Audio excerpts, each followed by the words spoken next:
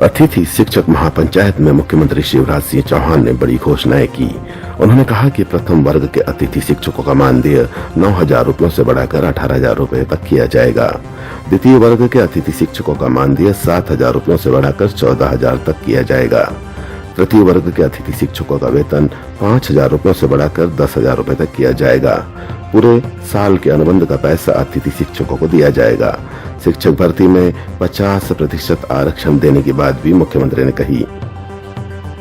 लेकिन मित्रों, मैं अपनी ड्यूटी मानता हूं कि जिन लोगों ने जी जान से अपने सामर्थ्य और अपने क्षमता के अनुरूप बच्चों को विद्या का दान दिया, उनकी जिंदगी भी कुछ बेहतर की जाए। अनिश्चितता के भंवर में वो लगातार लटके ना रहें।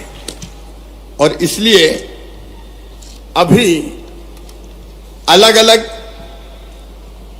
पीरियड के अनुसार आपको मानदेय देने की व्यवस्था है। अब ये पीरियड के हिसाब से नहीं होगी, अब महीने के हिसाब से मानदेय की व्यवस्था होगी।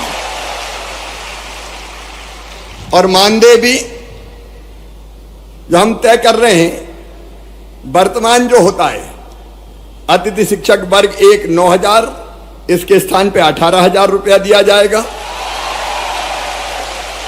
अतिथि शिक्षक वर्ग 2 7,000, उसकी जगह 14,000, और 3 को 5,000 की बजाय 10,000 रुपया ये मानदेय किया जाएगा। पिछली सरकार ने शिक्षा की व्यवस्था ठीक करने के लिए कभी ठोस कदम नहीं उठाए थे और एक अधकचरी व्यवस्था हो गई थी। गुरुजी, शिक्षाकर्मी, बाद में अतिथि शिक्षक, और इनकी जिंदगी अगर देखें तो ऐसे अनिश्चितता के भंवर में फंस गई थी कि करें तो क्या करें इतने साल पढ़ाने के बाद। मैं एक आपके योगदान को मैं कभी भुला नहीं सकता। जब रेगुलर शिक्षक नहीं थे, तब अतिथि शिक्षक के रूप में आपको पढ़ाने का दायित्व सौंपा गया, और मुझे प्रसन्नता ये कहते हुए कि अधिकांश अतिथि शिक्षकों ने पूरी कर्तव्य निष्ठा के साथ अपने दायित्व का निर्वाह किया, अपने दायित्व को निभाया। आप वो हैं जिन्होंने हमारी शिक्षा की गाड़ी को आगे बढ़ाया। बच्चों को आप लगातार गांव-गांव में पढ़ाते रहे। मैं आपको इसके लिए हृदय से धन्यवाद देता हूं। तो अब बीच में कोई भी गैप नहीं होगा। एक बार अनुबंध हो गया तो पूरे साल चलेगा, क्योंकि कुछ समय पढ़ाए वो उस समय करें क्या, आखिर उनकी भी तो जिंदगी का सवाल है। और इसलिए एक बार अनुबंध का मतलब साल भर उनकी सेवाएं चलेंगी। लेकिन इसके साथ साथ अब इस अनिश्चितता के भंवर से निकालने की भी एक परमानेंट कोई योजना बनानी पड़ेगी। और इसलिए हम एक शिक्षकों की भर्ती में अभी तक अतिथि शिक्षकों को केवल 25% का आरक्षण था, अब 50% बढ़ा के किया जाएगा।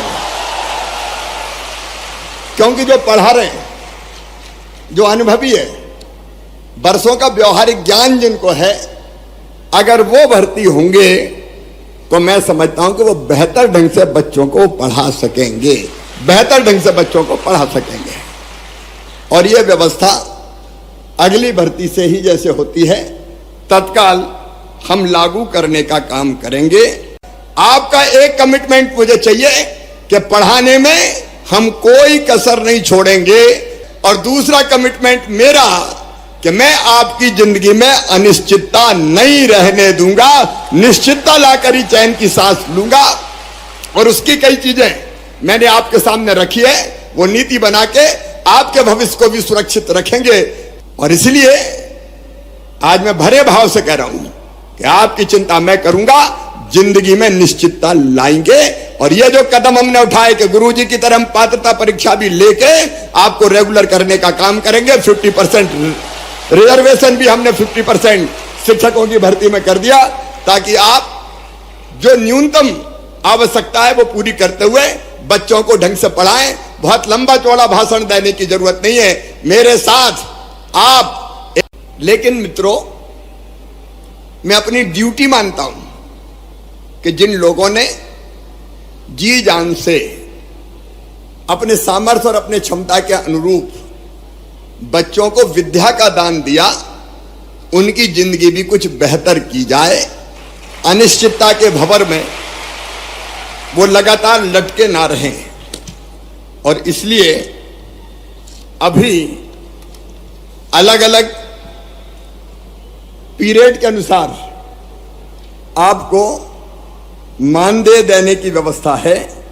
अब ये पीरियड के हिसाब से नहीं होगी, अब महीने के हिसाब से मानदेय की व्यवस्था होगी। और मानदेय भी जो हम तय कर रहे हैं, वर्तमान जो होता है अतिथि शिक्षक वर्ग 1 9,000, इसके स्थान पे 18,000 रुपया दिया जाएगा। अतिथि शिक्षक वर्ग 2 7,000, उसकी जगह 14,000, और 3 को 5,000 की बजाय 10,000 रुपया ये मानदेय किया जाएगा।